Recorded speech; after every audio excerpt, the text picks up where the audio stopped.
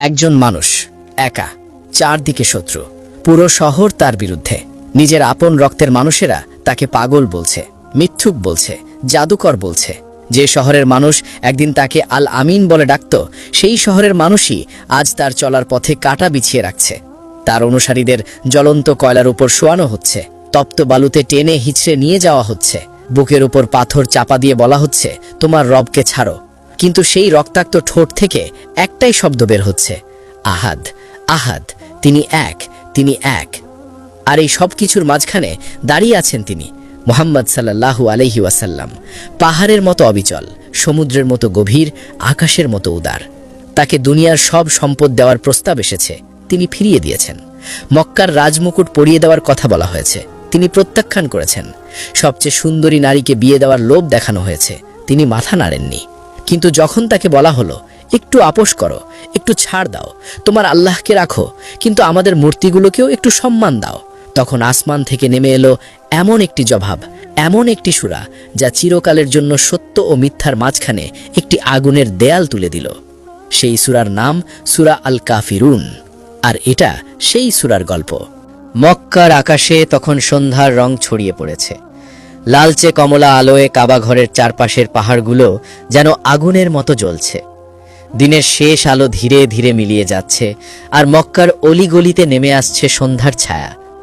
কাবা ঘরের প্রাঙ্গণে তখনও বেশ কিছু মানুষের আনাগোনা। কেউ তাওয়াফ করছে মূর্তিগুলোর সামনে, কেউ বসে আছে জমজমের কাছে, আর কেউ কেউ ফিস ফিস করে কথা বলছে একে অপরের কানে, যেন গোপন কোনো ষড়যন্ত্রের আঁচ পাওয়া যাচ্ছে বাতাসে। মক্কা তখন এক অদ্ভুত সময়ের মধ্য দিয়ে যাচ্ছে। বছরের পর বছর ধরে এই শহর ছিল আরব উপদ্বীপের আধ্যাত্মিক ও বাণিজ্যিক কেন্দ্র। কাবাঘরকে ঘিরে গড়ে উঠেছিল এক বিশাল ব্যবসায়িক সাম্রাজ্য। ৩৬০টিরও বেশি মূর্তি সাজানো ছিল কাবার ভেতরে ও বাইরে। প্রতিটি গোত্রের নিজস্ব দেবদেবী ছিল, এবং এই দেবদেবীগুলোকে কেন্দ্র করেই চলত মক্কার ধর্মীয় পর্যটন, হজের মৌসুম, মেলা, ব্যবসা বাণিজ্য। কুরাইশ বংশের নেতারা ছিলেন এই পুরো ব্যবস্থার রক্ষক ও পরিচালক।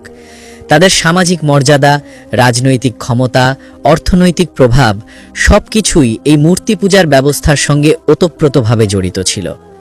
কিন্তু এই সুপ্রতিষ্ঠিত ব্যবস্থায় ফাটল ধরাতে শুরু করেছিলেন একজন মানুষ, মুহাম্মদ ইবনে আবদুল্লাহ সাল্লাল্লাহু আলাইহি ওয়াসাল্লাম।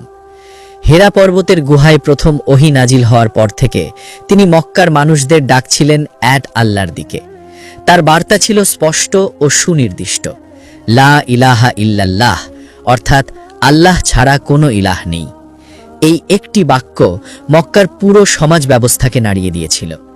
এই একটি ঘোষণা কুরাইশ নেতাদের ঘুম হারাম করে দিয়েছিল। প্রথম প্রথম তারা ভেবেছিল এটা হয়তো একটা সাময়িক ব্যাপার, মুহাম্মদ হয়তো কিছুদিন এসব বলে থেমে যাবেন। কিন্তু দিন যতই গড়িয়েছে তার দাওয়াত ততই শক্তিশালী হয়েছে। একের পর এক মানুষ তার কথায় প্রভাবিত হচ্ছে, ইসলাম গ্রহণ করছে। প্রথমে আবু বকর, তারপর খাদিজা, আলী, জায়েদ, এভাবে ধীরে ধীরে একটি ছোট্ট কিন্তু অটল দল গড়ে উঠেছে মুহাম্মদ সাল্লাল্লাহু আলাইহি ওয়াসাল্লামের চারপাশে। কুরাইশ নেতারা প্রথমে উপহাস করেছে, তারপর হুমকি দিয়েছে, তারপর নির্যাতন চালিয়েছে। বেলাল রাদিয়াল্লাহু আনহুকে মরুভূমির তপ্ত বালুতে শুইয়ে বুকের ওপর ভারী পাথর চাপা দেওয়া হয়েছে। আম্মার ইবনে ইয়াসিরের পরিবারকে অমানসিক নির্যাতন করা হয়েছে। সুমাইয়া রাদিয়াল্লাহু আনহা হয়েছেন ইসলামের প্রথম শহীদ।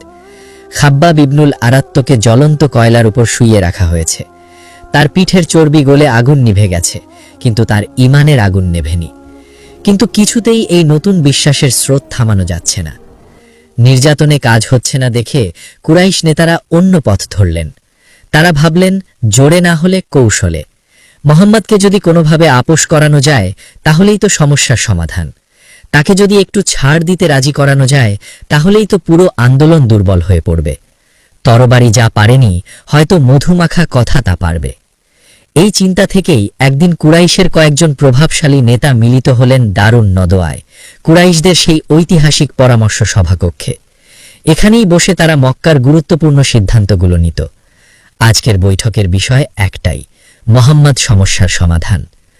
উপস্থিত ছিলেন ওয়ালিদ ইবনুল মুগীরা, মক্কার অন্যতম ধনী ও প্রভাবশালী ব্যক্তি, যাকে মক্কাবাসী রাইহানাতু কুরাইশ বা কুরাইশের সুগন্ধি ফুল বলে ডাকত। ছিলেন আস ইবনে ওয়াইল, সাহমি গোত্রের প্রধান যিনি ছিলেন চতুর ও কূটনীতিবিদ ছিলেন আসওয়াদ ইবনুল মুত্তালিব, উমাইয়া ইবনে খালাফ, আবু জাহাল, আমার ইবনে হিশাম, যে নিজেকে আবুল হাকাম বলে দাবি করত।